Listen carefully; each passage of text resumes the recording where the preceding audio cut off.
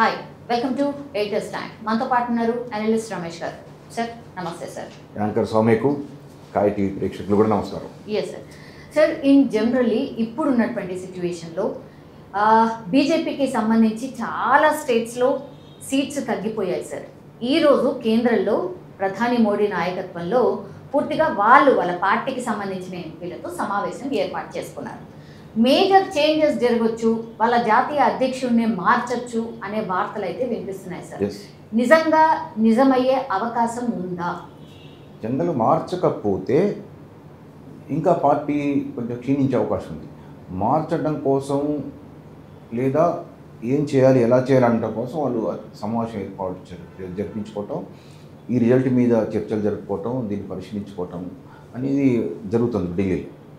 దీంట్లో అధ్యక్షుడిని మార్చడం అనేది ఏంటంటే, ఇప్పుడు నడ్డా ఉన్నాడు, ఆయన అధ్యక్షతగా ఉన్నప్పుడు 2 సార్లు గతంలో పవర్లోకి వచ్చింది. కానీ ఈయన అధ్యక్షుడిగా ఉన్నప్పుడు పవర్లోకి వచ్చినా కూడా పార్టీకి సరిపడ బలం రాలే, అంటే సొంతంగా అధికారంలోకి వచ్చే బలం రాలేదు. కాబట్టి ఇతర పార్టీల మీద ఆధారపడే పరిస్థితి వచ్చింది. ఎందుకు వచ్చింది అనేది వాళ్ళు సమీక్షించుకోవాలంటే తప్పనిసరిగా అధ్యక్షుడు గట్టిగా ఉండాలి. ఈ నడ్డా గట్టిగా ఉన్నాడా లేడా పక్కన పెడితే గ్రౌండ్ లెవెల్ అందుకోలేకపోయాడు. దేశాన్ని పరిపాలించే మోడీ అయితే, దేశాన్ని పరిపాలించే మోడీ గారు అయితే, మరి పార్టీని పరిపాలించే పార్టీ అధ్యక్షుడు అంటే అసలు ఒక మాటలో చెప్పాలంటే బీజేపీకి గ్రౌండ్ వర్క్ ఎక్కడ లేదు. మోడీ అధికారంలోకి రావటం, దేశ విధానాలు, దేశ రక్షణ, పాకిస్తాన్తో యుద్ధము, ఆగ్రా మన ఉత్తరప్రదేశ్లో రామ మందిరం నిర్మించడం, అయోధ్యలో, ఇలాంటివి కనిపిస్తున్నాయి తప్ప అసలు పార్టీ పరంగా గ్రౌండ్ లెవెల్లో కానీ గ్రామాల్లో కానీ అసలు కమిటీలు బలంగా ఎక్కడ దేశంలో అంతగా లేవు. అంటే ఇష్టపడి బీజేపీలోకి వస్తే ఆ కమిటీలలో ఉన్నాయనిపిస్తున్నాయి. ప్రజలు నేను మమేకం చేసుకుంది అయితే తక్కువ శాతం. ఈ పరిస్థితిలో అలాంటి వాతావరణం రావాలంటే అధ్యక్షుడు మారాలంటే ఎవరు గట్టి అధ్యక్షుడు ఉండాలి అనేది వాస్తవానికి పార్టీలో మోడీ తర్వాత మోడీ అంతటి నాయకుడు ఎవరైనా మనం అనుకుంటే జనం దృష్టిలో, వాళ్ళ దృష్టిలో ఎలా ఉండండి, జనం దృష్టిలో యోగికి పేరుంది. ఉత్తరప్రదేశ్ ముఖ్యమంత్రి మంత్రి యోగికి మంచి పేరు జనంలో. ఏది అతని యొక్క నడవడి కానీ అడ్మినిస్ట్రేషన్ చూసుకుంటే. కాకపోతే ఒక సందేహం రావచ్చు, ఏంటంటే యోగికి మంచి పేరు ఉంటే ఈ పార్లమెంట్ ఎలక్షన్స్లో ఉత్తరప్రదేశ్లోనే బలం తగ్గింది, సీట్లు తక్కువ వచ్చాయి. మరి సీట్లు ఎందుకు తక్కువ వచ్చాయని సందేహం రావచ్చు. ఇక్కడ మోడీని చూసి ఓట్లు వేయటం కొంత ఉంది, పార్టీని చూసి ఓట్లు వేయటం కొంత ఉంది, యోగిని చూసి ఓట్లు వేయటం కొంత ఉంది. ఈ పరిస్థితుల్లో ఈసారి బీజేపీకి కొంత అనుకూల వాతావరణం తగ్గింది కాబట్టి అందుకు కారణం మోడీ గారా కాదా వేరే విషయం, కానీ ఆయన పట్ల కూడా వ్యతిరేకత కొంత ఉంది.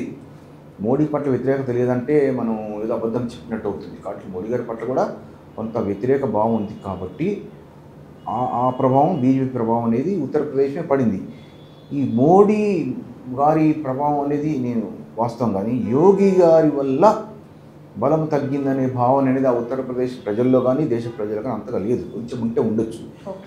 ఇదే నేపథ్యంలో అధ్యక్ష స్థానానికి ఒక పక్క ప్రధాని మోడీ గారు అయితే, మరో పక్క అధ్యక్ష పదవి యోగికి ఇచ్చి ఉండుంటే ఆ ఊపు వేరుంటుంది.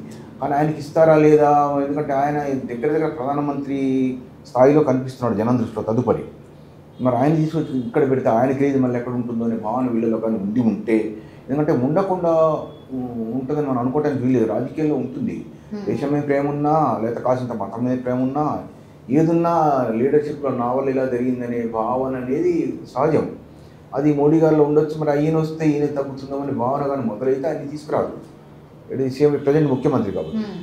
ఇదే నేపథ్యం ఇంకొక కొత్త పేరు ఒకటి వచ్చింది. లీడర్ పాత లీడరే, మధ్యప్రదేశ్ మాజీ ముఖ్యమంత్రి చౌహాన్ గారు, ఆయన పేరు కూడా ప్రస్తావనకు వచ్చింది. ఆయన కూడా నిజాయితీపరుడు, మంచివాడు అనే పేరు ఉంది. బీజేపీలో ఒక కాస్త కరప్షన్ ఉంది, కానీ బీజేపీలో కరప్షన్ ఇతర పార్టీతో పోల్చుకుంటే చాలా లీస్ట్ ఉంది. కాబట్టి పెద్ద అంత అవినీతి నేతలని గట్టిగా అంటారు కుదరదు. కాబట్టి ఆయన కూడా మంచి పేరు ఉంది. ఆయన పేరు పరిశీలనలో ఉంది. ఈయన అవుతారా, ఆయన అవుతారా, లేకపోతే ఇంకా వేరే వాళ్ళని తీసుకొస్తారనేది వేరే విషయం. కానీ ఇప్పటికిప్పుడు మారుస్తే మళ్ళీ కేవలం అధ్యక్షుడు వల్లనే మొత్తం మెజారిటీ తగ్గింది అనుకుంటారు. కాబట్టి చర్చించుకుంటారు, ప్రతిపాదించుకుంటారు, ఒక అవగాహనకు మాత్రం వస్తారు. ఇప్పటికిప్పుడు మార్చే అవకాశం లేదు, కానీ మార్చడం ఖాయం త్వరలో. 400 సీట్స్ టార్గెట్గా ముందుకు వెళ్ళింది సార్. 240 చోట ఆగిందంటే 160 సీట్ల డిఫరెన్స్ ఉంది. అండ్ మిత్రపక్షాలని కలుపుకుంటే కానీ వాళ్ళు ఫామ్ చేసే సిచ్యువేషన్లో లేరు. ఇప్పుడు ఎంపీలకు అంటే వాళ్ళ పార్టీల ఎంపీలకు ఏం దిశానిర్దేశం చేయబోతుంది సార్ పార్టీ? అంటే బీజేపీలోంచి ఇతర పార్టీలకు వెళ్ళే వాళ్ళు పెద్దగా వెళ్ళరు, ఆ భయమే లేదు. కానీ ప్రజల్లో కలిసి ఉండండి, ప్రజలు తిరగండి చెప్తారు ఒకటి. తర్వాత ఏంటంటే 400 అనేది వారు టార్గెట్గా పెట్టుకున్నట్టుగా మనకు భ్రమ కల్పించారు.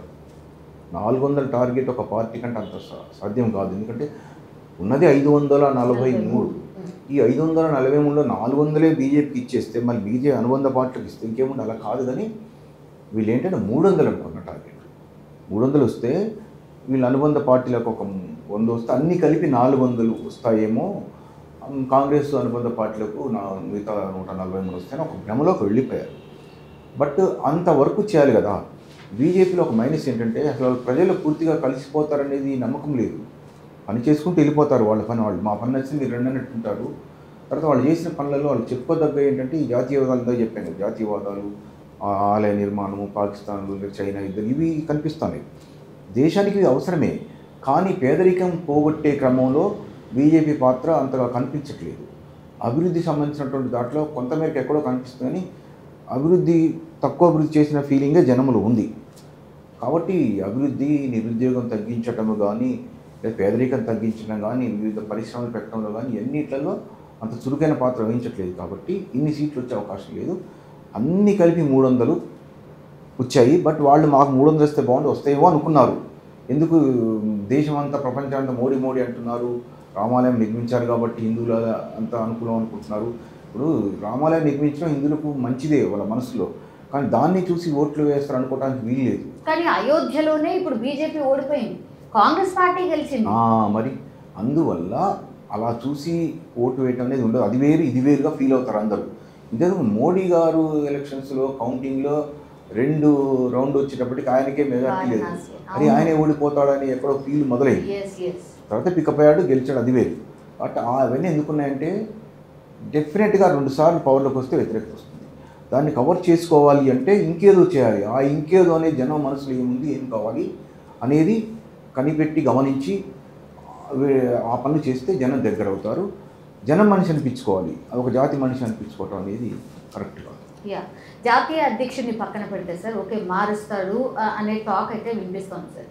రాష్ట్రాల పరిస్థితి ఏముండబోతోంది ఇప్పుడు, ఎస్పెషల్లీ ఏపీ కావచ్చు అండ్ తెలంగాణ కావచ్చు. ఫస్ట్ తెలంగాణకు సంబంధించి మాట్లాడదాం సార్. తెలంగాణకు సంబంధించిన రాష్ట్ర అధ్యక్షుల్ని కూడా మార్చే అవకాశం ఉంటుందా? ఎందుకంటే సెకండ్ ప్లేస్లో ఉంది ఇప్పుడు బీజేపీ, మంచి సీట్లు సాధించింది, 8 సీట్లు సాధించింది. సో బీఆర్ఎస్ అనేది లేకుండా ఇప్పుడు బీజేపీ మాత్రమే కనిపిస్తోంది.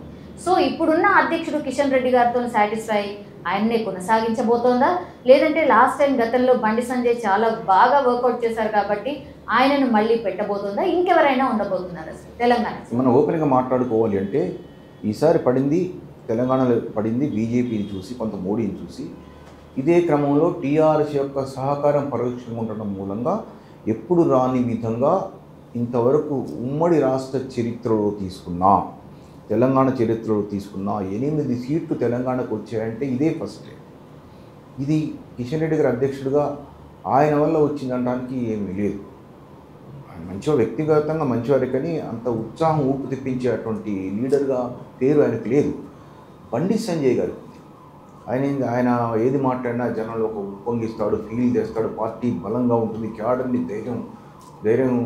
క్యాడర్కి ధైర్యం తీసుకొస్తాడు, ఇలాంటి ఫీలింగ్స్ ఉన్నాయి. కాబట్టి ఆయన్ని మార్చగానే పార్టీ వీక్ అయింది వాస్తవం.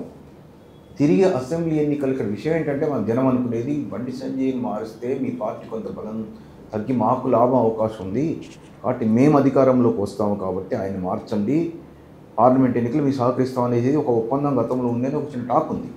కానీ టీఆర్ఎస్కును బీజేపీకి మధ్యలో, అందువల్ల బండి సంజయ్ దిగానే పార్టీ వీక్ అయింది, టీఆర్ఎస్ పవర్లోకి వస్తుందనుకుని జనం గమనించారు కాబట్టి వీళ్ళిద్దరు నాటకాన్ని గమనించారు కాబట్టి వీళ్ళిద్దరు వేయకుండా కాంగ్రెస్ తీశారు.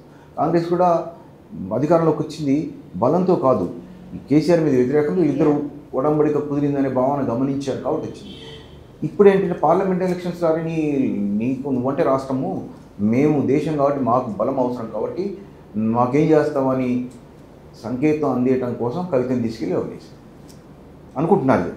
కవితను ఎప్పుడైతే జైల్లో వేశారో మరి మా అమ్మాయిని వదిలిపెట్టిన ఆయన మీకు ఎన్నో కొన్ని సీట్లు ఇస్తాం, ఓట్లు ఇప్పిస్తాం అని ఒప్పందం కుదిరిందనే భావన జనంలో ఉంది. అందుకే 8 వచ్చాయేమో, గతంలో 4 పోయినసారి డబుల్ అయింది సార్. ఇప్పుడు డబుల్. అసలు విషయం ఏంటంటే అప్పుడు డబుల్ అయింది. యాక్చువల్ అప్పుడు రావాల్సింది 2, 4 రావు. ఎందుకు రావంటే అప్పుడు బీజేపీకి తెలంగాణ రాష్ట్రంలో, తెలుగు రాష్ట్రాలు అంతగా బలం లేదు. హిందూగాళ్ళు బొందుగాళ్ళు అని చెప్పి 2 సార్లు కేసీఆర్ గారు స్టేజింగ్ మీద అనేటప్పటికి మామూలు హిందూలో కోపం వచ్చింది. ఈయన ఇలా మాట్లాడుతూ చెప్పేసి బీజేపీ కేసు ఇది నేను ఊహించలేదు. జనరల్గా అనేసారు ఏదో ఇంకా ముస్లిం మైనార్టీ తీసుకునేవారు. అది మైనస్ 4 వచ్చాయి. అప్పుడే డబల్. ఆ 4 కాస్త ఇప్పుడు డబల్ 8 రావడానికి కారణం మళ్ళీ ఇది ఇక్కడ పరిస్థితి. అక్కడ ఏపీ దగ్గరకు వచ్చేటప్పటికి అక్కడ బీజేపీకి కూడా అసెంబ్లీ సీటు కూడా ఒక్కటి వచ్చే అవకాశం లేదు. అక్కడ లోక్సభ ఒక్కటి వచ్చే అవకాశం లేదు. కానీ రాష్ట్రంలో ఉన్న పరిస్థితి దృష్ట్యా, వారి భద్రత రక్షణ దృష్ట్యా, జాతీయ పార్టీ అధికారంలో ఉన్నటువంటి మోడీతో కానీ బీజేపీతో కానీ పొత్తు పెట్టుకుంటే వాళ్ళకి రక్షణ ఉంటుందనే ఉద్దేశంతో బీజేపీతో పొత్తు ప్రతిపాదన పెట్టి పవన్ కళ్యాణ్ పట్టుబట్టి 3 పార్టీని కలిపి ఒక ఉడమ్మడికి తీసుకొచ్చాడు. కూటమిగా మారింది. అది బీజేపీకి లాభం కలిగింది. ఆ పార్టీలకు పెద్ద లాభం ఏమి లేదు వీటి వల్ల. అది కొంత రక్షణ ఉంటుంది, రిలేటెడ్ ఉంది కదా అని ఇప్పుడు వరకు వస్తుంది. అది అంటే దూరదృష్టితో చేశారు, అనుకోకుండా వాళ్ళకి కొద్దిగా కలిసి వచ్చింది. కానీ బీజేపీకి లాభం కలిగింది. అక్కడ బీజేపీకి బలం లేదు. ఇక్కడ బీజేపీకి కేసీఆర్ వల్ల ఇక్కడ లాభం కలిగింది. అంటే ఈ రాష్ట్ర నాయకులే ఎవరో ఒకళ్ళు ఏదో రూపంలో వీళ్ళు నిలబెట్టారు. నిజమైన బలం కాదు ఇది. ఇది మామూలు బలం. అధ్యక్షుని మార్చే విషయంలో అధ్యక్షుడిగా ఉదాహరణకు మన ఈటెల రాజేందర్ గారిని కానీ, మరి ఆయన కూడా కేంద్ర మంత్రి ఇష్టం ఉండొచ్చు, చెప్పలేము. ఈటెల రాజేందర్ గారిని కానీ అధ్యక్షుడికి ఇస్తే బీసీ క్యాడరు, దళిత క్యాడరు దగ్గర అవకాశం ఉంది.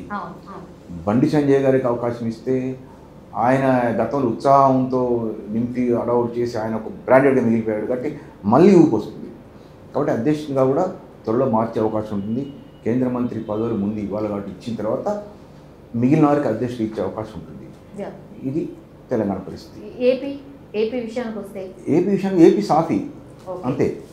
ఎందుకంటే ఇప్పుడు అక్కడ మార్చాలన్నా వేయాలన్నా ఏం లేదు. కాకపోతే కేంద్ర మంత్రి పదవి ఒకటి వస్తుంది. రాష్ట్రంలో బీజేపీ వాళ్లకు చంద్రబాబు నాయుడు గవర్నమెంట్లో మంత్రి పదవులు ఇవ్వాలి కాబట్టి ఒకరు ఇస్తారు.